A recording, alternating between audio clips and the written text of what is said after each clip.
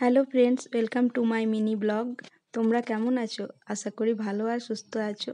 আর আমিও তোমাদের ভালোবাসায় বেশ ভালো আছি। তো চলো আজকের কি রান্না হয়েছে দুপুরবেলায় তোমাদের সাথে শেয়ার করে নিই। আর তারপর খাওয়া দাওয়ার পর তোমাদের সাথে খুব একটা ভালো জিনিস শেয়ার করব। ততক্ষণে দেখো এখানে ভাত বানিয়ে নিয়েছি গরম গরম। আর এখানে বানিয়েছি আলু দিয়ে নিম পাতা ভাজা, মানে আলুটা সেদ্ধ করে তারপর নিম পাতাটা খড়া খড়া করে ভেজেছি। আর এখানে করেছি কাঁঠালের সবজি, মানে এঁচড় যাকে বলে ওইটা। এখন নতুন তো এঁচড়টা খেতে খুবই ভালো লাগে। তো এখানে করেছি মাছের সর্ষে দেওয়া ঝোল ঝোল, মানে আলু দিইনি, বিনা আলু দিয়েই করেছি মাছের ঝোল। তো চলো তোমরা কে কী রান্না করলে, কে কী খেলে কমেন্ট করে জানিও। তারপরে দেখো যেটা বলেছিলাম দুপুরবেলায় আজকে ওই কুলের গুড় বানাবো, কুল গুড়।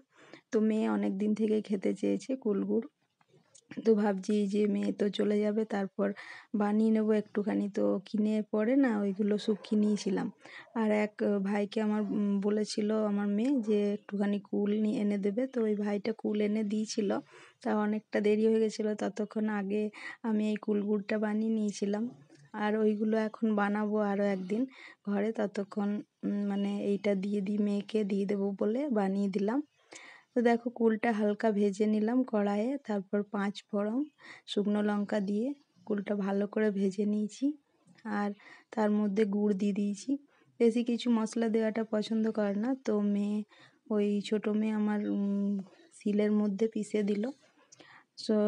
জিরে আর শুকনো লঙ্কাটা ওই তাওয়াতে ভেজে পরে শুকনো খোলায় ভেজে তারপর ওটা পিষে নিয়েছিলাম। একটু ওই যে গুঁড়ো মশলা যাকে বলে, তো ওইটা দেওয়ার পর তারপর মানে এইগুলো যখন ফুটতে শুরু করে তারপর ওপর দিক থেকে নামাবার আগে এটা দিয়ে দিলাম ওই ভাজা মশলাটা। তো এত ভালো হয়েছিল কুল গুড়টা খেতে। আর একটু যখন ফ্রিজে রাখার পর একটু বসে গেছিলো তখন আরও ভালো লাগছিলো। তো মেয়েকে একটুখানি দিয়ে দিলাম। আরও কুল এনে দিয়েছে আমার ভাইটা, তো ওটা বানাবো কিছুদিন পর।